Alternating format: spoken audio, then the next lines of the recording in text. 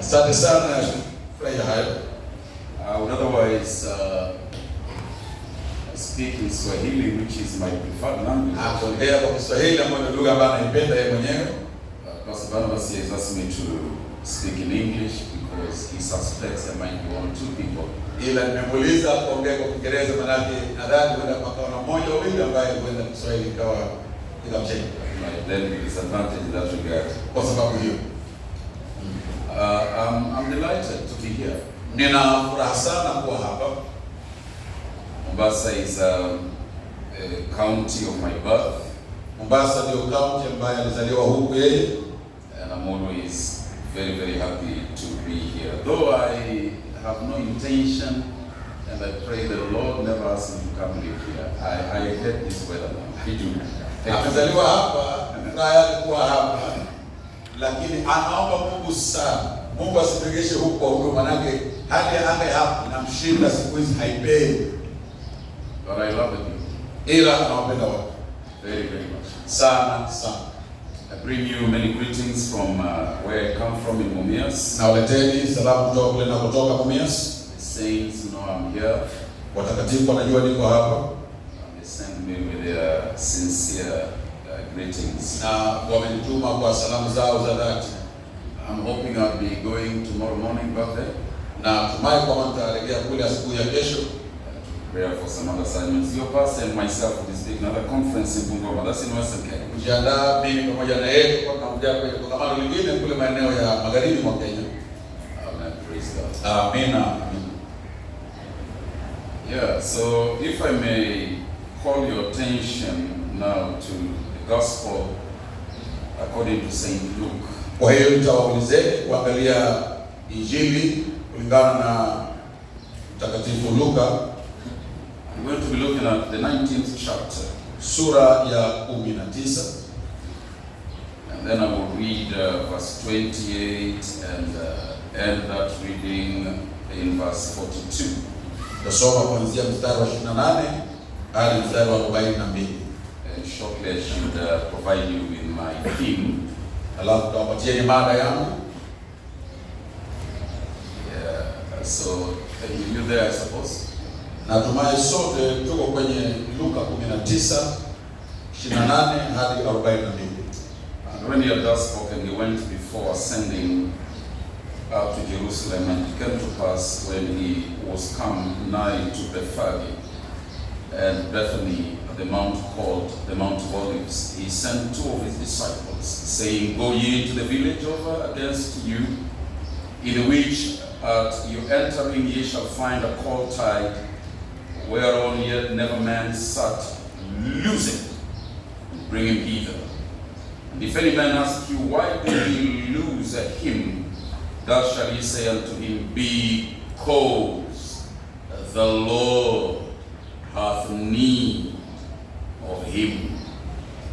And when they that were sent went their way, and found even as he had said unto them. And as they were loosing the colt, the owners therefore said unto them, Why loose ye the colt? Verse 34, and they said, The Lord hath need of him. When they brought him to Jesus, and they cast their garments upon the colt, and they set Jesus thereon, and as he went, they spread their clothes in the way.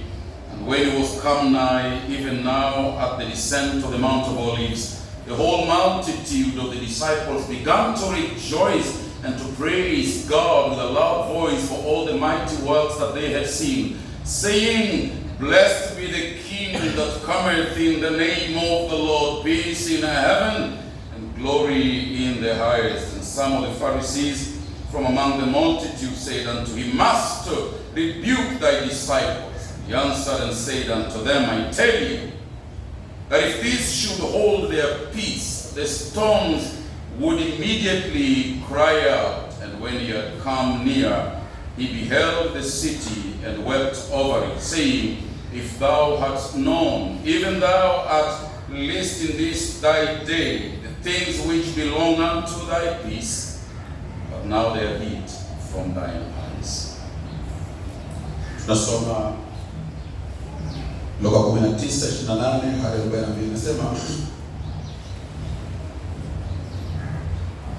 baada ya Yesu kusema haya, alitangulia kupanda kwenda Yerusalemu, naye alipokaribia Bethfage na Bethania kwenye mlima uitwao mlima Mzeituni, aliwatuma wanafunzi wake wawili, akawaambia, nendeni katika kijiji kilicho mbele yenu, na mtakapokuwa mnaingia kijijini, mtakutana na mwanapunda amefungwa hapo, ambaye hajapandwa na mtu bado. Fungueni mkamlete hapa. Kama mtu akiwauliza, mbona mnamfungua? Mwambieni, Bwana anamhitaji. Wale waliotumwa wakaenda, wakakuta kila kitu kama vile Yesu alivyokuwa amewaambia. Walipokuwa wakimfungua yule mwanapunda, wenyewe wakawauliza, mbona mnamfungua huyu mwanapunda? Wale wanafunzi wakajibu, Bwana anamhitaji. Wakamleta kwa Yesu, nao baada ya kutandika mavazi yao juu ya huyo mwanapunda, wakampandisha Yesu juu yake. Alipokuwa akienda akiwa amempanda, watu wakatanda mavazi yao barabarani. Alipokaribia mahali yanapoanzia materemko ya mlima wa Mzeituni, umati wote wa wafuasi wake wakaanza kumsifu Mungu kwa furaha kwa sauti kuu kwa ajili ya matendo yote ya miujiza walioyaona, wakisema, amebarikiwa mfalme ajaye kwa jina la Bwana, amani mbinguni na utukufu huko juu sana.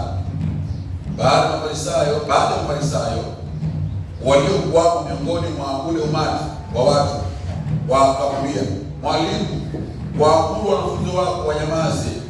Yesu akawajibu, nawaambia ninyi, kama hawa wakinyamaza, mawe yatapiga kelele.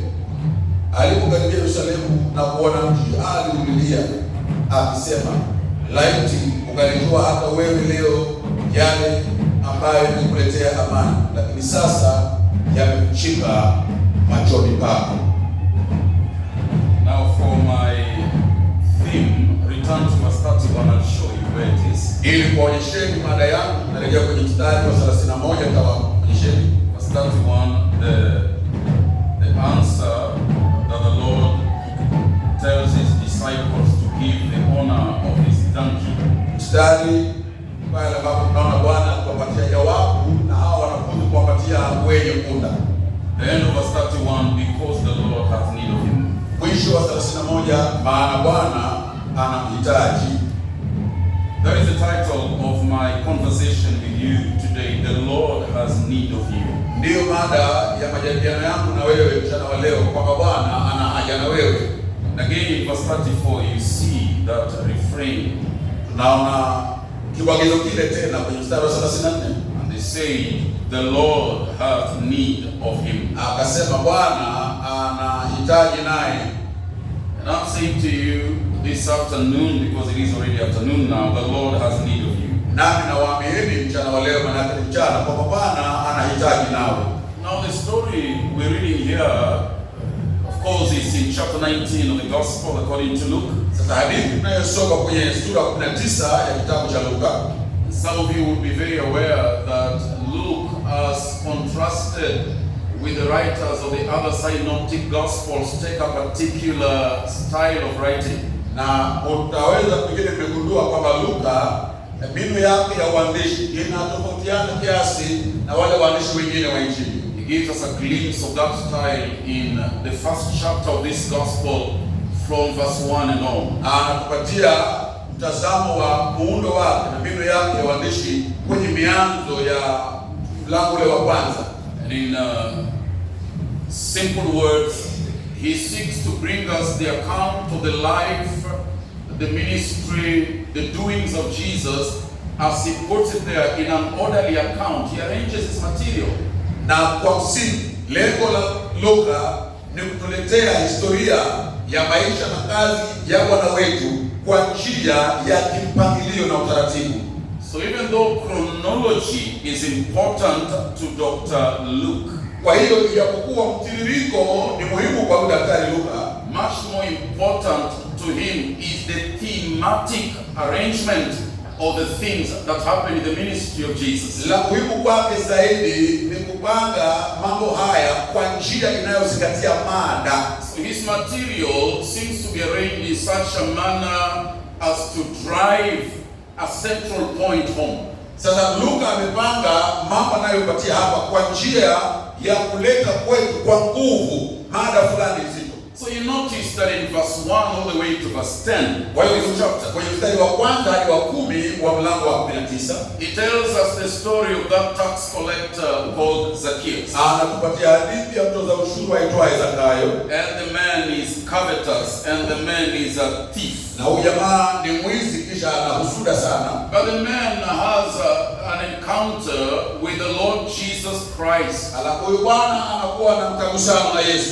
And his life is turned around. Na maisha yake yanabadilishwa kabisa. He becomes a different man. Anakuwa mtu tofauti kabisa. A man who served money and wealth and covetousness now turns and begins to serve the Lord Jesus Christ. Mtu ambaye alikuwa anapenda hela siku zote, anaduma kutumikia hela, sasa anamgeukia Kristo. And then when you leave verse 10 and get into verse 11 and forward, na ukiangalia mstari wa 11 kuendelea, he now gives another illustration of another kind of service. Anapeana mfano wa aina nyingine ya utumishi. And he talks about a king who went to look for a kingdom. Na anaongea kuhusu mfalme aliyekwenda kutafuta ufalme. And left his servants in charge of certain treasure. Na akawaachia hazina fulani wafanyakazi wake. And the idea then is to assess how the servants behave in relation to the commission they've been given with his treasure. Na wazo kuu ni kuangalia au kutathmini jinsi wanaoshughulikia walichoachiwa hawa jamaa katika uaminifu wao. Some of them do well and some of them don't do so well. Na tathmini hii inaonyesha wengine kuwa waaminifu na wengine si waaminifu sana. Those are the two stories that precede this passage we've just read. Hizi ndizo hadithi mbili ambazo zinatangulia yale ambayo tumeyasoma katika somo letu la leo.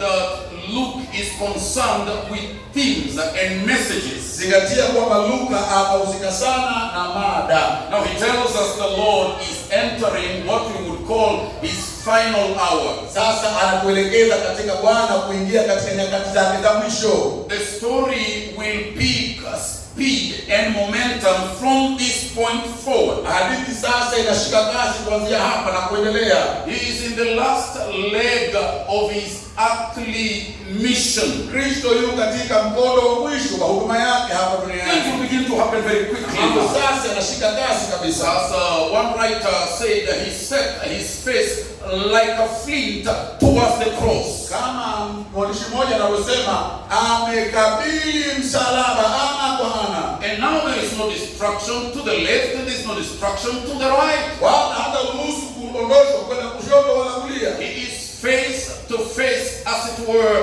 with his destiny, as it is ordained by God and commissioned by God. Anayekabili ana kwa ana hatima yake kama alivyoipangia Mungu. Now he is aware of this. Anayajua haya. He has always known this. Amejua siku zote haya. For this reason he came into the world. Ya kwamba ni sababu hii iliyomleta duniani. And for this reason the Son of God has been born in flesh and in blood. Na ni kwa sababu hii mwana wa Adamu kazaliwa katika mwili wa damu na nyama. And so the arrangements that now he puts in place Na mpangilio ambao sasa naweka mbele zetu is to set the stage, ni kuweka nafasi, kutengeneza njia, to prepare the ground ni kuandaa shamba kwa namna nyingine ya kuongea, for the display of those things that must quickly now happen. ili mambo yanayofaa kufanyika yafanyike sasa upesi. So he calls his disciples Anawaita wanafunzi wake and he speaks many things to them, na anawaongelesha mambo mengi tu, including the things we just referred to. ikiwemo baadhi ya yale mambo tumeshazungumzia. Then now he tells them, Sasa nawaambia, I want you to go to the city that confronts you now, nataka mwende katika mji unaowakabili, because they have not known. maana hawajafahamu. But he has not been walking randomly across the streets of Judea and Samaria and Jerusalem and Jericho, and he's been having an agenda, and now the time has come. Ya kwamba kana kuondoka kwake na mienendo yake amekuwa hatembei tu shaka la bagala, amekuwa na mada anayoitumia. And now he tells them, Sasa nawaambia,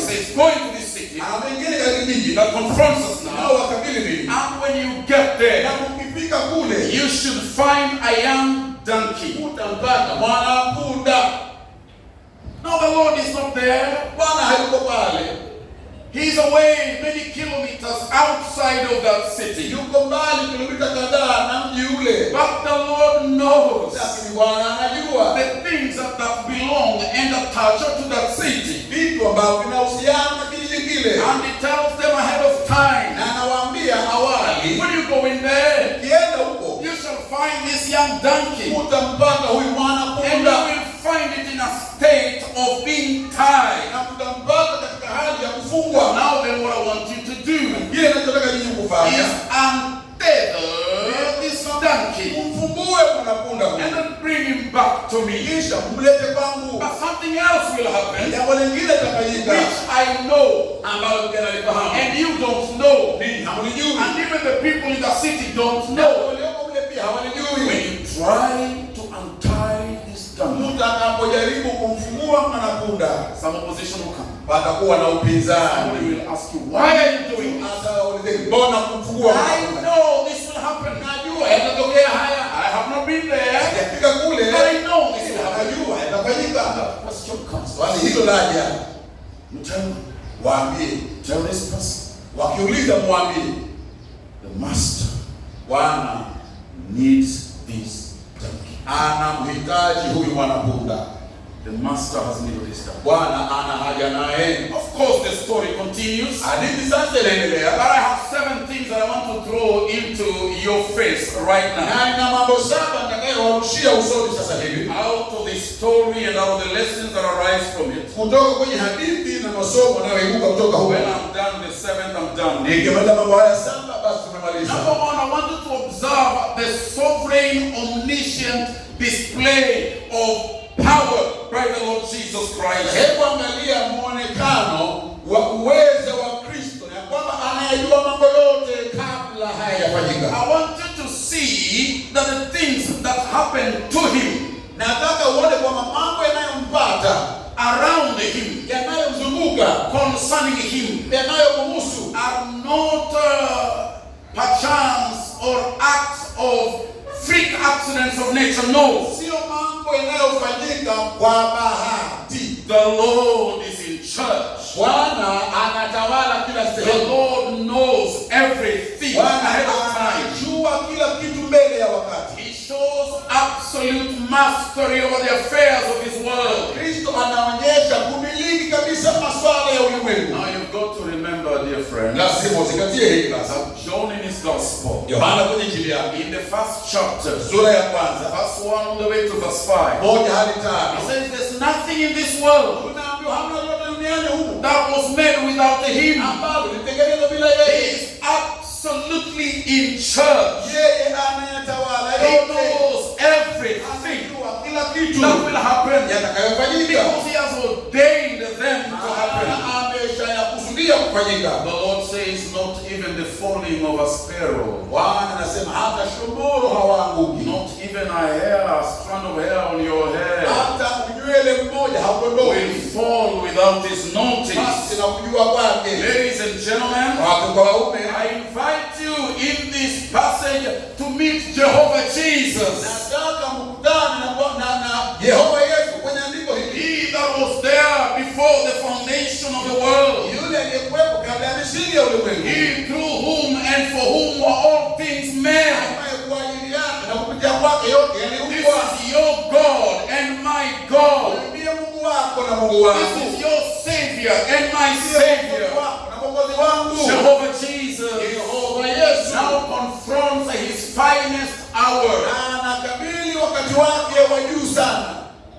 You know, He says to His disciples, Anawaambia wanafunzi wake, no one takes my life. hakuna anaitwaa maisha yangu, I lay down myself. na yaweka chini kwa hiari, And if I lay down myself, na ikiwa nitayaweka chini I mwenyewe shall take it up again. nitayatwaa tena.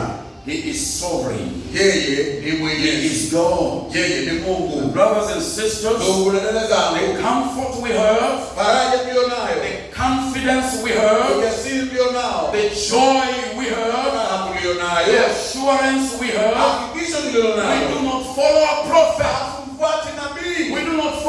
guru. Hakufuati mtu. We are following Jehovah Jesus, the Lord of heaven and earth, the creator of everything that is, and is in charge. See, sometimes we live in a world of fortune and chance. We don't know tomorrow, we don't know the other thing, we don't know the other thing, we don't know outcomes.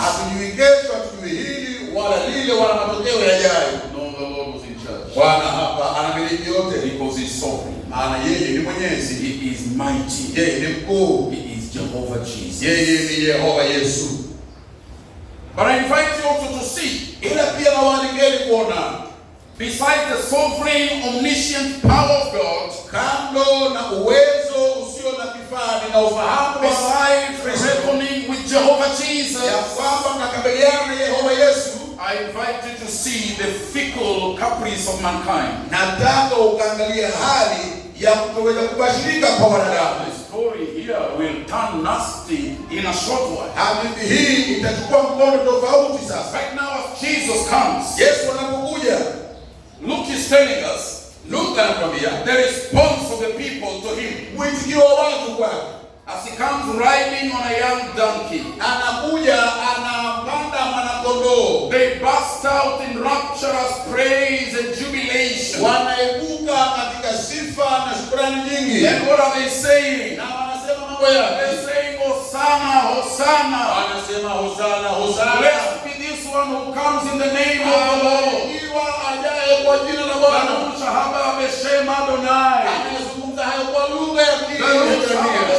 Blessed be the one that comes in the name of the Lord. They're so joyful. They recognize Him. They know who it is. This is the one who comes in the name of the Lord. When they speak like that, there's no question in my mind. They associate Him with the text of prophecy as outlined in the Old Testament record. In Amos and in Micah, in the Psalms and in Genesis, there was this Hosanna, this blessed one who is to come. This blessed one who is to come. They recognize Him as such. They have identified Him as such. And they give Him the praise that is due to Him. The scriptures tell us they take off some of their garments and pluck fig leaves and palm trees, branches, and lay them down. This royal emissary would walk upon this vaunted, treasured passageway.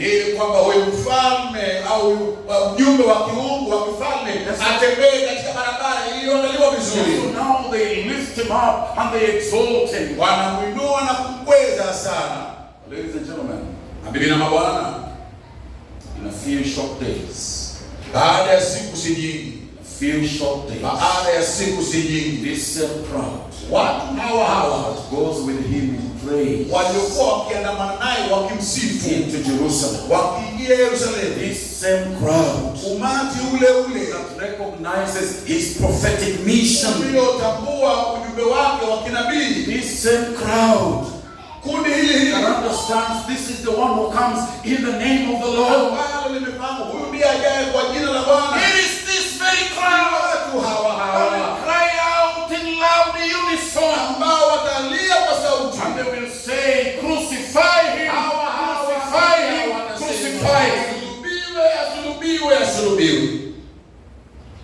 The fickle caprice of mankind.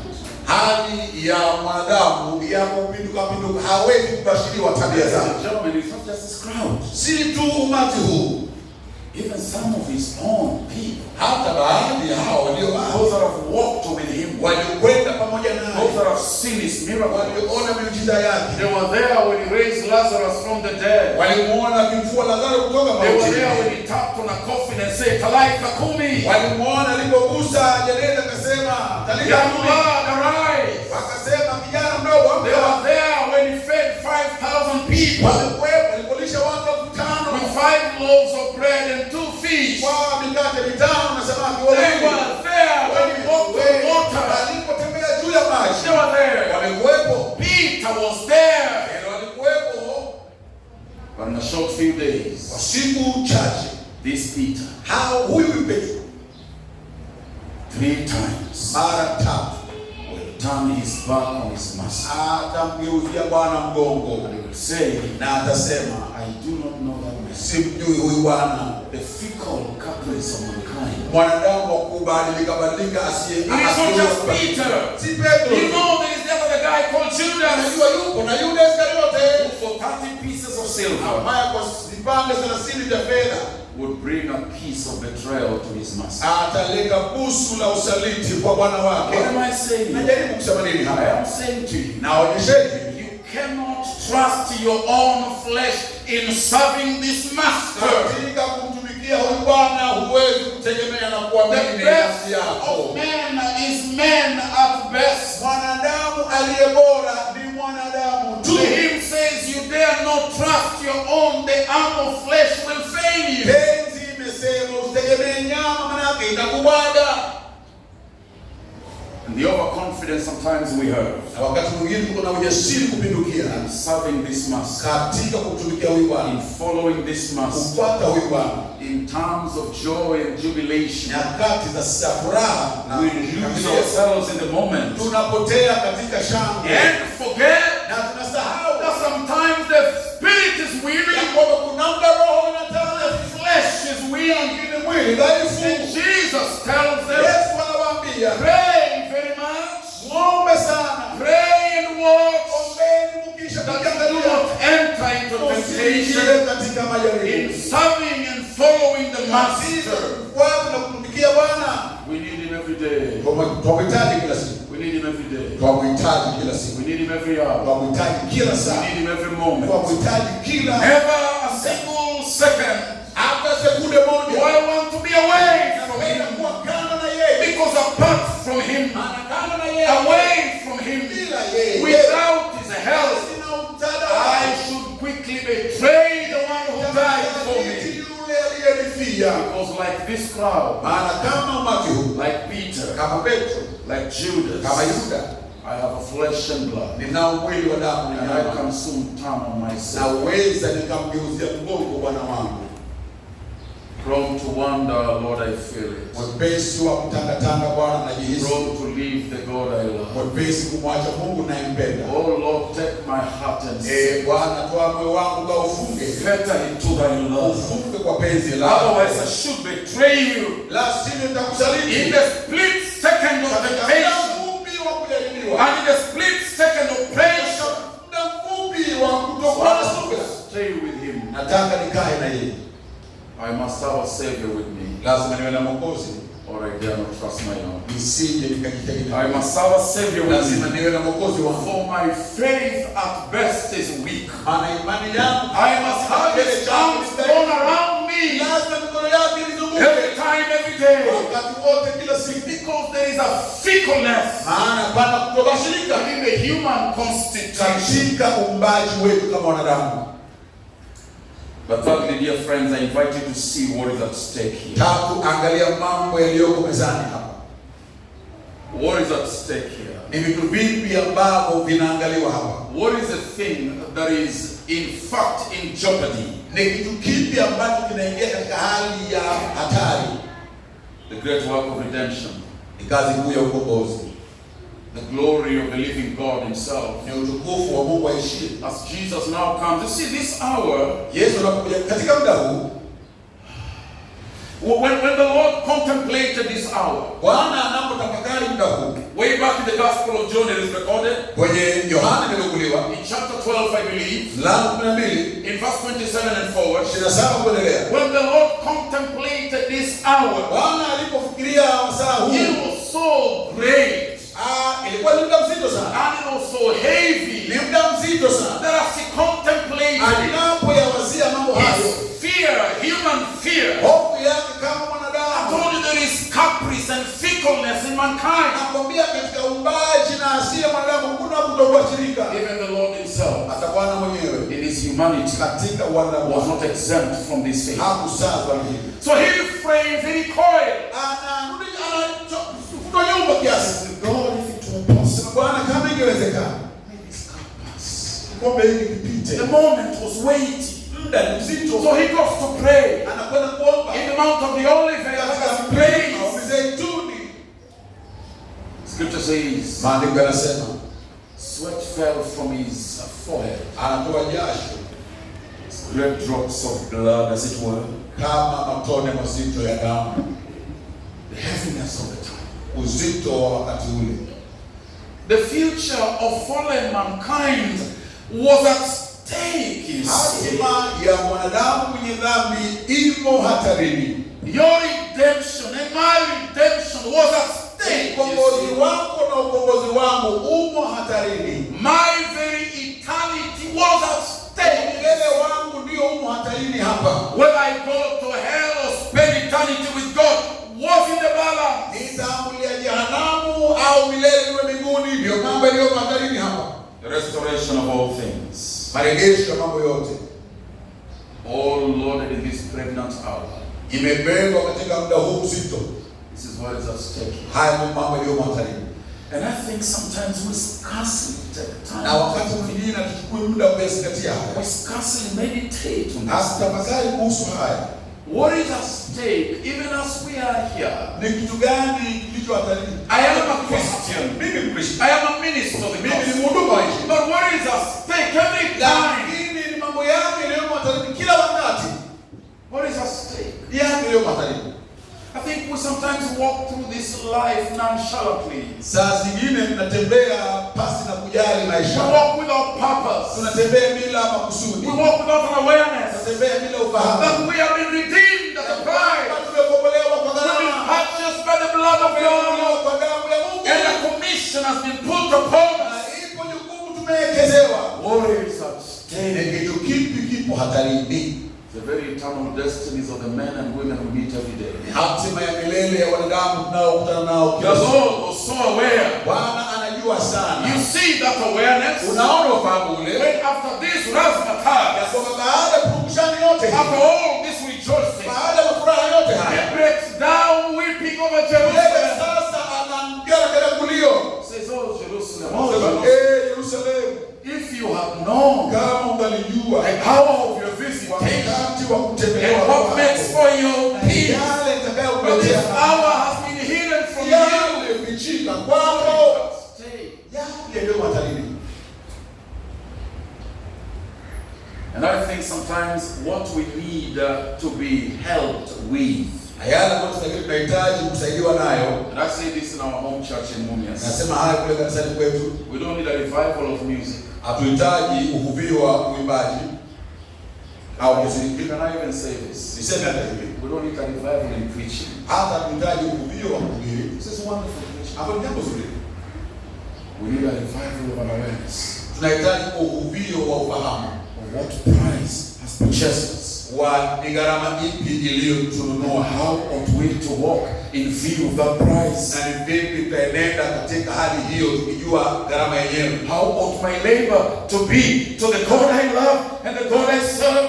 Juhudi zangu kwa Mungu nimpendaye na namtumikie nafaa kuwa ya uzito gani? What love, what concern ought I to have with a neighbor who is teetering on the brink of eternity? Ni upendo gani na kuhusika kupi nafaa kuwa nao kwa jirani yangu ambaye anaweza kaondoka muda wowote?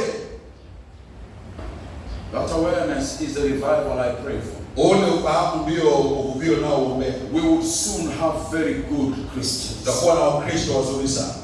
We would soon have committed Christians. Tutakuwa na Wakristo waliojitolea sana. If there will be a revival. Kama patakuwa na ufahamu wa ufahamu. But what is at stake whenever we talk about the Christian experience, the Christian life, Kwa yale ambayo yako hatarini tunapoongea kuhusu maisha mazima ya Ukristo and the Christian mission, na huduma ya Ukristo. what is at stake? Yapi yaliyomo hatarini? Very quickly, the fourth place I invite you to see Katika nafasi ya nne haraka nitakualika kuona that what is at stake here ya kwamba kilichopo hatarini is not placed upon our shoulders. haiko kwenye mabega yetu, And I'm glad for na this. nashukuru kwa hilo, I rejoice because of this. nafurahia hilo. it is squarely on the shoulders of this master who is now shortly going to board a young donkey. Ya kwamba japo mambo yaliyo matarini ni mazito sana, hayako mabegani mwetu, yako kwenye mabega ya huyu ambaye hivi punde atakwea huyu mwanapunda. Jesus Christ, Bwana Yesu Kristo, is the one who bears this awful load. ndiye anayebeba mzigo huu mzito. Stricken and afflicted. Amepigwa, ameteswa, akachunguliwa. He who bears the awful load. Tazama anayebeba mzigo mzito. It is the Son of God. Ni mwana wa Mungu. Isaiah says, Isaya anasema, He bore our iniquity. alibeba dhambi zetu. He was bruised for our transgressions. Alisulubiwa kwa ajili ya makosa It is yetu. Him who bears all these things. Yeye ndiye anayebeba mzigo But mzito. ladies and gentlemen, even though we don't bear this burden, ijapokuwa hatubebi ule mzigo, I invite you in the fifth place to see that we bear the Master who bears that burden. ninakualika kuzingatia kwamba sisi tunambeba yule Bwana aliyebeba ule mzigo. We bear the Master who bears that burden. Tunambeba huyu Bwana anayebeba ule mzigo. He bids me carry him yonder. Ananiita mimi kumbeba na He kumpeleka. calls me to take him to the world. Ananiita mimi kumpeleka kwa ulimwengu. He calls me to carry him to the mission. Ananiita mimi kumbeba kumpeleka kwenye huduma. I don't bear that load, but I bear him who bears that load. Mzigo mzito si wangu, ila mimi nimembeba aliyeubeba ule mzigo. So this young donkey now Huyu mwanapunda mchanga will bear the King of glory, atambeba mfalme wa utukufu, the Savior himself. Mwokozi mwenyewe. Now I want you to see how this donkey is described in the text. Nataka uone anavyoelezewa huyu mwanapunda. It is not a horse, but a donkey. Kwanza sio farasi, You ni see, punda. in the day, Nyakati zile men of consequence and men of stature, watu watajika wenye sifa na taadhima kubwa, kings and rulers, wafalme na watawala, would go on a thoroughbred stallion, walikwenda juu ya farasi aliyechambuliwa na kulelewa vizuri, stature and grandeur. farasi ambaye anaashiria ukubwa na upasi. Not Jehovah Jesus, Sio Yehova Yesu, not Jehovah Jesus. sio Yehova Yesu. He chooses a donkey, Anachagua punda kwanza, beast of burden, anachagua punda mbeba mizigo mizito, one of the most despised animals in the known world then. mmoja kati ya wanyama wanaodharauliwa sana wakati ule. This is the one that will bear the master. Huyu ndiye atakayebeba Bwana. I want you to notice the second description of this donkey. Angalia maelezo yafuatayo pia ya pili. It is not old, it is not experienced. Sio punda aliye mzee mwenye uzoefu, It is young, ni mwana punda, inexperienced. hana ujuzi. This is one that the Lord will mount. Huyu ndiye Bwana atakayepanda kupeleka na kukwenda. Even as we have the privilege Hata tunapokuwa na nafasi and the great honor na heshima kubwa of bearing the King of glory, ya kumbeba Bwana wa utukufu, we are aware that his kingdom is not of this world. tunajua kwamba ufalme wake sio wa dunia It is hii, not to be attended by grandeur and pomposity. sio ufalme unaozingirwa na marembo mengi na taadhima kubwa. 2 Corinthians chapter 2 verse 15 to 16. Wakorintho wa pili 2:15-16. At the end of that passage, Paul is asking, who is sufficient for this task? Mwisho wa maandiko yale Paulo anauliza ni nani anayefaa kwa kazi hizi? Go to chapter 4 of the same 2 Corinthians. Mambo ule wa 4 kitabu kile. In verse 7 Paul says, Mstari wa 7 Paulo anasema, we have this treasure tunayo hazina hii in vessels of earth, kwenye vyombo vya udongo, with that the excellence of power ili kwamba umahiri wa uweza may not be of us, but of usiwe God. wetu ila uwe wa kwake. So in Psalm 115 and verse 1, Kwa hiyo Zaburi 150 ndogo moja, the psalmist is crying, to you, O Lord, to you, O Lord, Mzaburi anasema ni kwako Bwana, ni kwako Bwana, and to you alone give glory and praise. wewe tu uziwe sifa, Not of us, not of sio us, sisi, sio kwetu, because in and of ourselves na si wetu wenyewe There is nothing to write home about. Hamna lolote la kuzungumzia vizuri. That is the attitude we carry. Nia tunayokuja nayo kwenye shughuli hii. Because the Lord has need of us. Ya kwamba Bwana anahitaji la sisi. Now in the 6th place, I want towards the finish. Katika nafasi ya 6 tukielekea kumaliza. I want you to see in verse 30 of that text. Nataka uzingatie mstari wa 30. That the colt is described as tied, tethered. Ya kwamba mwanapunda anaonekana kwamba kafungwa. Tied, tethered. Kafungwa, kabanwa. This is so vital. Ni muhimu sana. Now that word is used elsewhere in the New Testament record. Hilo neno kufungwa inatumika sehemu zingine kwenye Agano Jipya. Sometimes it is used to really refer to the marital bonds. Na saa zingine inatumika kuelezea fungo la ndoa. The kind we witnessed yesterday. Kama yale tuliyoshuhudia jana. Where Athanas and Rael were being pledged to one another and to no other. Ambapo Athanas na Raeli walikuwa wanaahidiana na kuahidiwa kwa mmoja kwa mwingine, wala sio kwa yeyote. So that they are bound. Ili kwamba wamefungwa. To serve this one they have chosen. Kumtumikia huyu aliyemteua. That word is used in that context in the New Testament. Inatumika hiyo kwenye Agano Jipya. But there's another context in which this word is used. Lakini pia inatumika mahala pengine katika mazingira tofauti. It is used for a prisoner who is in chains. Inatumika kuelezea mfungwa aliye kwenye pingu, who has no freedom, ambaye hana uhuru, and therefore must serve the person who has imprisoned. Na sasa anatumika kumpiga yule ambaye amemfunga. But this word is also used, for example, to speak about restraints placed upon people to hold them in place. Kuzungumzia vikwazo na vizuizi alivyoweka mtu ili kumzuilia mahala fulani. For example, kwa mfano, Mark chapter 5. Marko 5. You remember that demoniac in the Gadarenes? Yule bwana mwenye pepo kule kwenye Gerasai. He was tied with fetters. Alifungwa kwa kamba. To restrain him. Ili kumzuia. But this word is also used in another context.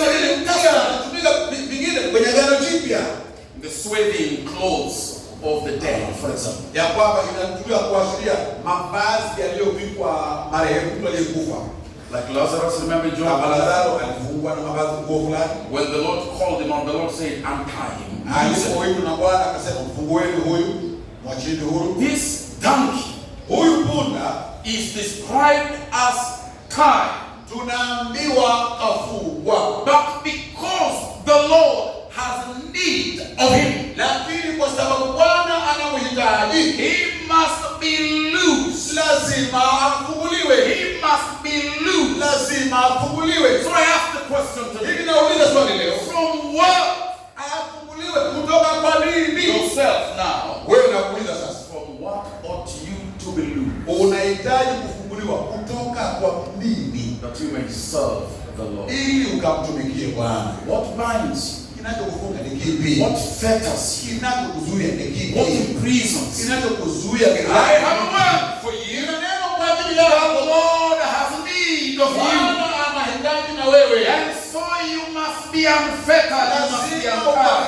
Uliwe uwekwe huru. Now Luke had begun to tell us in verse 1 to verse 10 of this same chapter. Luke alikuwa ameanza kutuambia mistari 10 ya kwanza. That there was another, ya kwamba kulikuwa na mwingine, whom the Lord had need of, ambaye Bwana alikuwa na haja naye. and the Lord saw him up a sycamore Na Bwana tree. akamuona amekwea mtini. And the Lord went into his Bwana house. akaingia kwake nyumbani. His name is Zacchaeus. Jina lake Zakayo. And the Lord had to loose this Na man Bwana ikampasa kumfungua out of the fetters of greed and covetousness. vifungo vya ulafi na husuda. We know he was loose. Tunajua alitumika.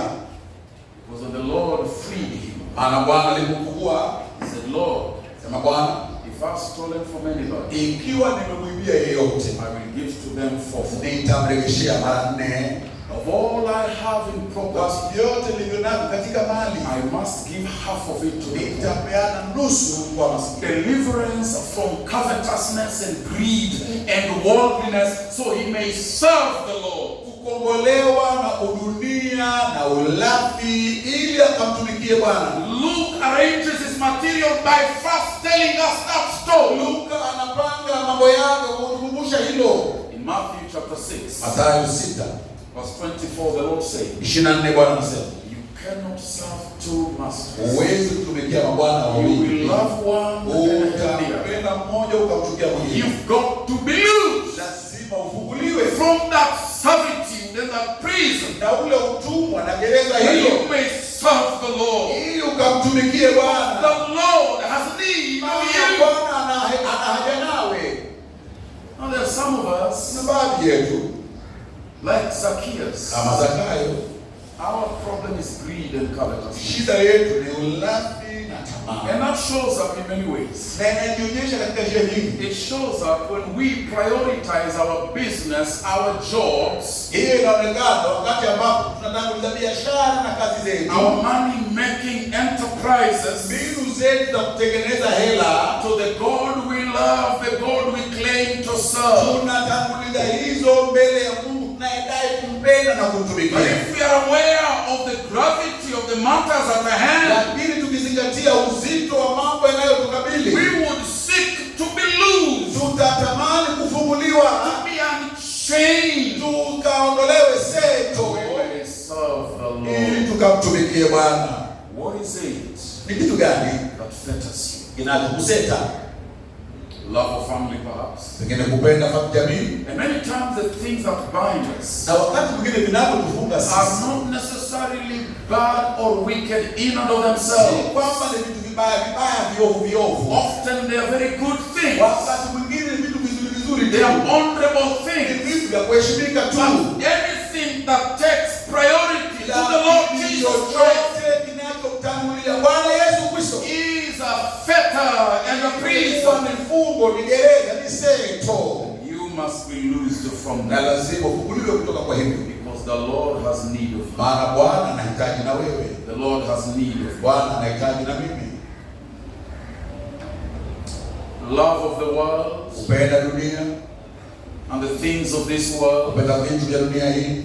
John writes in his first letter, Yohana anaandika kwenye barua yake ya kwanza chapter 2 and verse 15, 2:15, do not love the world usipende ulimwengu or the things of this wala world. vitu vya ulimwengu huu. Because if you love the Wala world, ukiupenda ulimwengu, the love of the Father is upendo not wa in Baba you. hauko ndani yako. You see, the kingdom of God requires us to have sacrificial life. Ufalme wa Kristo unahitaji kuwa na maisha ya Now, therefore, I kujitolea. beseech you, beloved brethren, Ninawasihi basi wapendwa, present your bodies ukaitoe miili yenu a living sacrifice, dhabihu iliyo hai, pure and holy. takatifu, This is your reasonable act of inayopenda worship. Bwana, ndio tendo lenu la kubalika la ibada, Living sacrifice. sadaka inayoishi, Living sacrifice. sadaka iliyo hai. Either Jesus is Lord of all, Ima Yesu awe Bwana wa or vyote, he is not Lord at si all. Bwana kabisa. Jesus is Lord of all, Bwana awe Yesu awe or Bwana is wa not vyote, Lord at all. si Bwana kabisa. He calls us to give him 100%. Nitakupatia 100%. But that requires that you be loose, Inahitaji ukafunguliwe, delivered as it were, ukaokolewe from the fetters of this world. na mafungo na maseto ya dunia hii. In Hebrews chapter 12, Waebrania 12 verse 1 to 2. 1 na 2 It says, seeing therefore that we're surrounded inasema tukizingatia kwamba tumezungukwa by sana such a great cloud of na umati witnesses, mkuu wa mashahidi, let us lay aside, tuweke kando, let us shake aside, tuweke kando, put away. tuangushe He chini says, every weight kila uzito and every sin na kila dhambi that doth easily beset us. tuzingayo kwa upesi. We want to run, Tunataka but there kukimbia, is a way lakini kuna that is uzito tied to my feet. fungwa miguuni Gotta mwangu. be loose. Lazima tuiweke kando, Gotta be loose. lazima tufunguliwe, Gotta be loose. lazima tufunguliwe, Because the master has need of me. maana Bwana anahitaji na mimi. But there's some of you here, Kuna baadhi yenu hapa like Lazarus in the grave, kama Lazaro kule kwenye kaburi, who are fettered by stronger fetters. amefungwa na maseto mazito zaidi, Those you cannot free yourself from. bila ambapo huwezi kujifungua navyo mwenyewe, Bondage of sin and iniquity. ufungo wa dhambi na uovu. Scripture depicts every mankind. Maandiko yanamwashiria mwanadamu wa yote yule. We come into this world fainted and bound. Tunateremka huku duniani tumefungwa na kusetwa, We are bound by sin and the devil. tumefungwa na dhambi na shetani. And though we might want or claim to want to serve God, na ijapo tungedai kutaka kumtumikia Mungu, we cannot. wala hatuwezi. I heard our brother pastor in the morning say, we want to obey the law of God, the confession says. Nimesikia tamko limesema asubuhi tunataka kutii sheria ya Mungu, We cannot. ila hatuwezi Because of what has happened to us. kwa yale yaliyotutendekea sisi. We are bound Tumefungwa in spiritual death. katika ufu wa kiroho. Why is it Mbona that sometimes wakati mwingine you who is listening to me, wewe unayenisikia you sometimes wanted unatamani, unataka to be faithful in coming to church, kuwa mwaminifu kuja but kanisani, you can't. ila huwezi. You might do it for 2 weeks, Utaifanya kwa wiki then mbili, you find yourself relapsing to au all things. utarejea kule kule. Why is that? Mbona? Why is it Mbona iwe that if you wanted to live the life of fornication and adultery, ya kwamba unataka kuacha maisha ya but every time you make a decision, lakini kila and wakati you try, unalia, but in a short while, baada ya muda you mfupi fall back. unaanguka. Why is that? Mbona Why is unashindwa? that? Mbona? Mbona? I have this anger Nina hasira hii that never goes away. ambayo hainiachi. I make resolutions. Nafanya And I say, I want to serve Jesus. nataka nimtumikie I want Yesu. to carry Jesus. Nataka nibebe I Yesu. know He is Hosanna. Kwa yeye ni Hosana. But not long. Muda si mrefu Find yourself sinking into the same old nibaia life. kule kule kwenye maisha ya You zamani. see, you can't make that decision. Yale si maamuzi ya kufanya. You are fettered. Umefungwa You are wewe. bound. Umesengwa. You are in prison. Umegeza. You need to be loose. Unahitaji kufunguliwa. Good news today Njema leo. is the Master has sent us. Bwana ametutuma. Say the Master has need of Kusema you. kwa Bwana He wants you anakutaka. to come. Anataka uje. He wants you Anakutaka. to serve Him. Mtumikie. He wants you Anakutaka. to follow Him. Umfuate. He wants you to Anakutaka. be a Christian. Kuwa Mkristo. He wants you to be born again. He wants you to follow Him. He wants you to be a new creature. Anataka uwe kiumbe kipya. But that doesn't come by a decision. Hilo halifanyiki kwa maamuzi. It doesn't come by trying harder. Halifanyiki kwa kujitahidi It sana. doesn't come by deciding again. Halifanyiki kwa siku. It comes by being loose. Inakuja kwa And kufunguliwa. only God can do that. Mtu anaweza kufanya hilo. Like Jesus sent the Yesu disciples, alivyotuma wanafunzi, God sends the Holy Spirit Bwana anamtuma Roho wake in our hearts katika mioyo yetu. here this afternoon Jioni to ya leo, loose you kufungua wewe. out of the bondage of sin Toka and kwenye depravity. ufungwa wa dhambi na You may utovu. serve God. Ili ukamtumikie Mungu. You can be loosed. Unaweza kufunguliwa. You can be loosed. Unaweza kufunguliwa. So that we may serve Him. Ili tukamtumikie. That we may follow Him. Ili tukamfuate. Truly. Kweli. Because the Lord has need of you. Maana Bwana ana haja nawe. You is listening to Wewe me. unanisikia. Hear the voice of Jesus. Sikia sauti ya Bwana I Yesu. have need of you. Nina haja I nawe. want you to come Nataka uje. and serve me. Tumikie. Be my servant. Uwe mtumishi wangu. Today, if you hear His Leo voice, ukisikia sauti yake, do not harden your heart. usifanye moyo wako kuwa mgumu. Make it hard. Usifanye kuwa mgumu. The seventh thing I want you to see as we finish Jambo la saba la kumalizia nataka ujue ni hili. this colt, Huyu mwanapunda, this donkey huyu punda that has been untied, aliyefunguliwa, that puts itself in the servitude of Jehovah Jesus. aliyejiwasilisha chini ya utumwa kwa Yehova Yesu. He shares in the glory of this Jesus. Anashiriki utukufu wa huyu Yesu. He's wonderful Ni jambo la ajabu that when we serve Him, ya kwamba tukimtumikia, He invites us anatualika to share in His glory. kushiriki utukufu wake. I want you to notice Nataka uzingatie as the crowds ya kwamba umati jubilate over Jesus, umshangilia as Yesu they put their garments na wanaweka mavazi yao under the palm leaves. na matawi ya miti. It is the young donkey Ni huyu mwanapunda that walks ndiye in anayekwenda this glorified place carrying the Savior. sehemu zilizotukuka. Because the Lord we serve Maana Bwana is not a selfish master. Bwana mchoyo. Jesus is kind and lovely and Yesu good. karimu na nimpenda. He allows you to share Kushirikisha in the riches of His glory, ili utukufu wake. to rejoice with Him in His rejoicing. Now we are one with him, you Maana see. sasa tu mmoja naye. In Galatians chapter 2, Wagalatia 2, verse 20, 20. he says, I have died, Anasema nimekufa. yet I live. Ila naishi. But the life I live now, Maisha niishio sasa. I don't live it myself. Niishi na I live it in the Son of naishi God, katika who mwana lives in me, aishie ndani and yake. I in Na ndiye him. ndani yake. So that I live by faith. Ili kwamba naishi kwa In imani. the Son of God. Katika Kristo mwana wa He Mungu. is mine, Yeye ni wangu. and I am Yeye his. ni wake. His riches Utajiri are wake. now my riches. Umekuwa I utajiri wake. share in his glory. Ninashiriki utukufu wake. 2 Timothy Tunapewa pili. chapter 2, Pili. verse 12, verse 11 and 12. 11 na It 12. says, this is a trustworthy Sio saying, jambo la kuaminika hili. that because we died with him, Kwamba tulikufa naye. we shall also live with him. Pia tutaishi pamoja naye. Because we died with Kwa him, tumekufa we pamoja shall naye. also live with him. Pia tutaishi The pamoja Lord naye. Jesus Bwana Yesu ties his estate to my meager existence. anafunganisha urithi wake na kudumu kwangu kuliko dhaifu. He says, because you're mine, Anasema kwa kuwa wewe ni wangu, mine is yours. ya kwangu ni ya kwako. He's a lovely master. Ni Bwana mpendwa, sio? He's a good savior. Ni Mwokozi mwema. He never did anybody any wrong. Hajamdhuru mtu yeyote. Jesus never withheld any good thing Yesu from us. hakumnyima mtu yeyote I say to chochote. you, why would you refrain from him? Mbona ukajizuia kumtumikia? Why would you postpone bowing to Mbona him? ukaahirishe There is kumwinamia? everything to gain in following Jesus, Cha kupatikana kwa and kufuata there Yesu. is nothing to lose. Hakuna cha kupoteza.